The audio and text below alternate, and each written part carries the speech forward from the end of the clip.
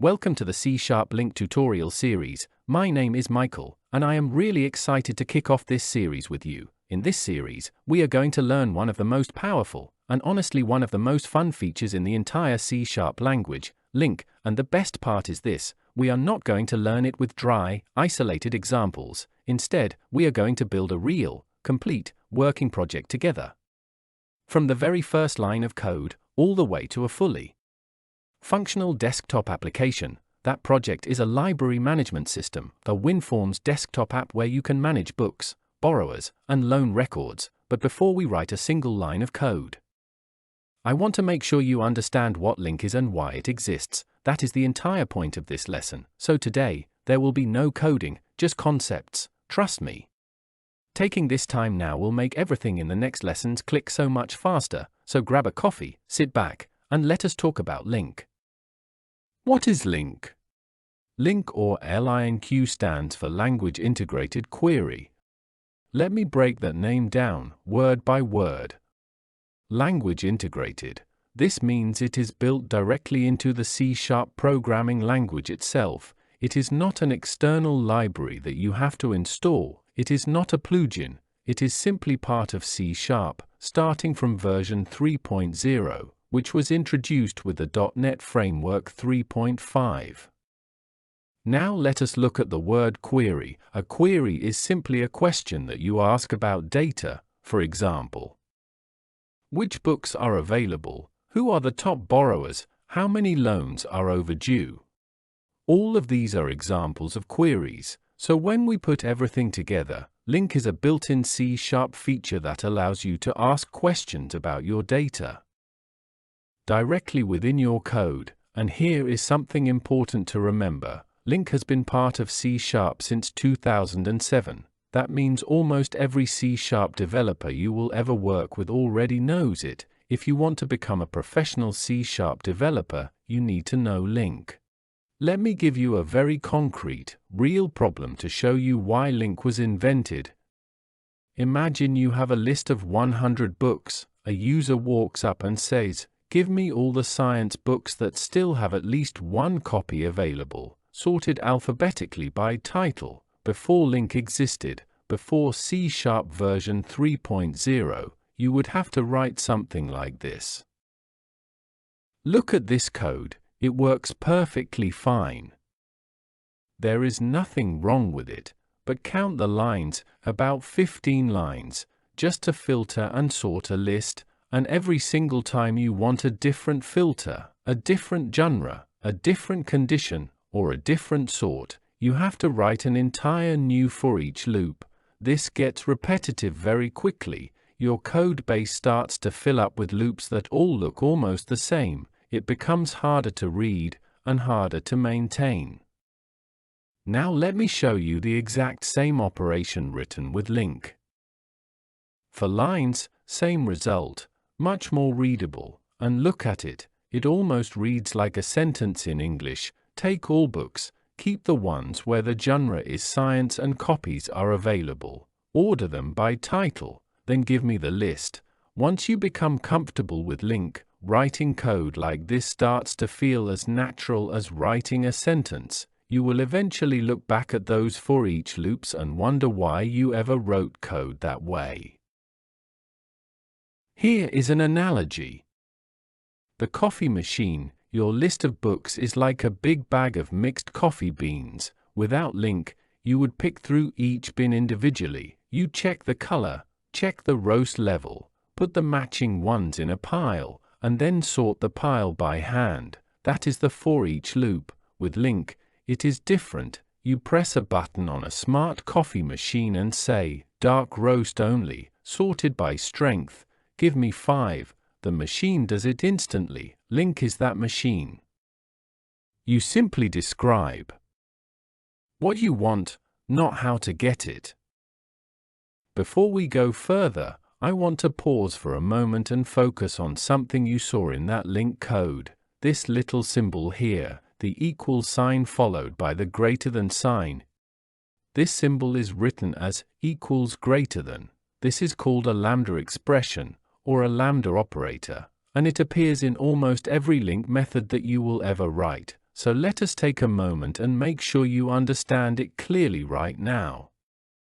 A lambda is a short, anonymous function. Think of it as a mini instruction that you write inline. On the left side of the arrow, you have the parameter. This represents one item from your list, one at a time. In this example, I named it B, which is short for book. You can actually name it anything you want. Some people write book instead of B. Both work. On the right side of the arrow is the expression. This is the condition, or the transformation, that you want to apply to that item. So when we see something like this, B goes to B.genre equals science, you can read it like this: for each book B, check if its genre property equals science. LINQ will call this lambda for every single item in the list, one at a time. If the lambda returns true, the item is kept. If it returns false, the item is skipped. Here are more examples. The parameter name changes depending on the type of item you are working with. I use B for book, L for loan, and S for student, but the structure is always the same. Parameter, fat arrow, expression. This single pattern is the foundation of almost every LINQ method you will use. Once you become comfortable reading and writing lambdas, LINQ becomes very intuitive. Note: lambda naming convention: use single-letter parameter names that hint at the type. For example, B for book, L for loan, BR for borrower, G for group. Keep them short. Lambda parameters are only used inside the expression, so there is usually no confusion. Short names help keep your LINQ chains clean and easy to read. LINQ actually has two completely different ways to write the same query. You will see both in tutorials, documentation, and real code bases. Let me show you both right now. Syntax 1. Method syntax. Method syntax uses dot notation and lambda expressions. You chain methods together. .where, .order by, .tolist. This is what most modern C# developers use. Syntax 2.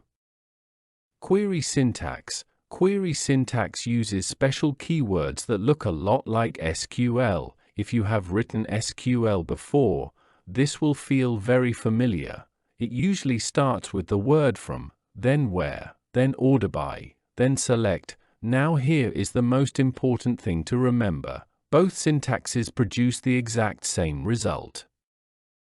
Internally, the C# compiler converts both of them into the same code. They are simply two different ways to express the same idea. So which one should you learn? Both are valid, but in this tutorial series, we are going to focus almost entirely on method syntax. Why? Because method syntax is more common in real WinForms and C# projects. It chains naturally with other operations, and honestly, once you get used to it, it reads very clearly. I will show you query syntax occasionally for comparison, but method syntax is what we will mainly use to build our project.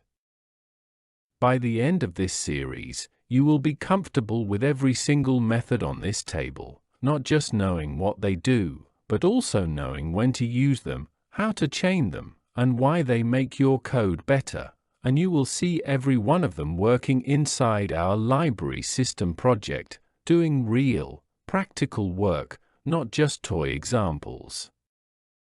All right. Let me show you what we are going to build in this series. It is a library management system, a desktop application built with WinForms, running on .NET Framework 4.7 or 4.8. It has a sidebar navigation menu on the left, and 4 main modules: dashboard, books, borrowers, loans, and reports. One more important thing about our project: we are not using a database server, no SQL server, no SQLite, no connection strings. All of our data will be saved in simple local binary files, 3 files that live in a library data folder next to our executable file. we will use something called binary serialization. This converts our C# objects into bytes and saves them to a file. When we open the application, it reads the bytes back and reconstructs the objects. This approach keeps the project simple and focused on LINQ. It also avoids the complexity of setting up a database server. We will cover serialization in detail in Lesson 3.